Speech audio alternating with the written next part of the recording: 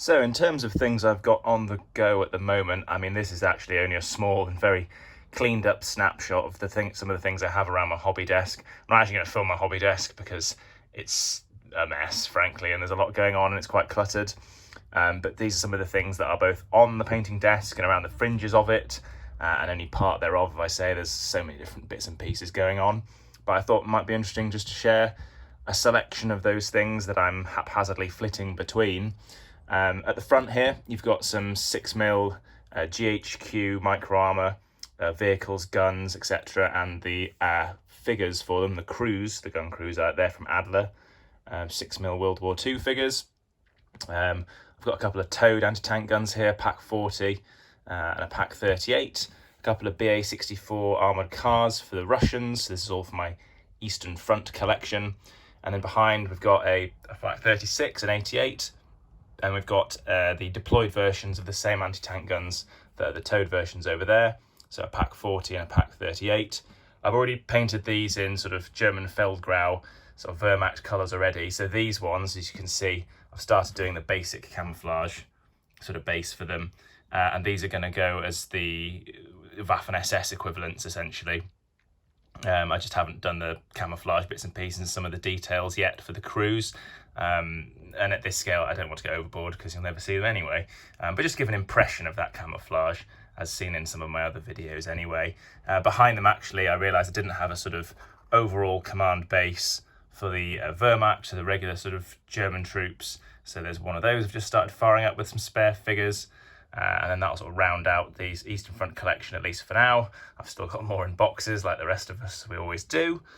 To add to those as well, I've been doing some terrain finally, and at the back right hand side here, these are a couple of time-cast buildings that need finishing off. I've already done the fully wooden equivalents in the church that are on my table at the moment, and you'll probably see them in another video soon. And then I'll add to that village collection. Here's a half dozen Perry miniatures, 28mm American War of Independence group. These are riflemen in various hunting shirts. They have been waiting to be finished painted for 3 years, maybe, a rough guess. They've had these colours blocked in for a while. At one point I did, in a fit of enthusiasm, paint the faces and hands and bits and pieces on, although they need a little bit of shading as well actually to finish off. So in theory, they're now quite close to the painting desk and out of their box again, maybe ready to be finished off, which would be good. And I mean, there's quite a few more actually in that collection, but finishing those off as a priority would be kind of nice because they've been waiting the longest, I think. A couple of casualty sort of markers or objective markers or whatever else they could turn out to be at the back here. These are just a couple of the plastic casualty figures from the different Perry Miniatures boxes I've plucked off and put on a base. And so I'll probably do one American and one British on there at some point anyway. It might be a nice way to break myself back into painting 28mm because I haven't painted anything that size and detail and complexity for a while, largely through a huge lack of time. And then finally at the front here, these are some additional figures for my Horus Heresy, my Epic 30k collection.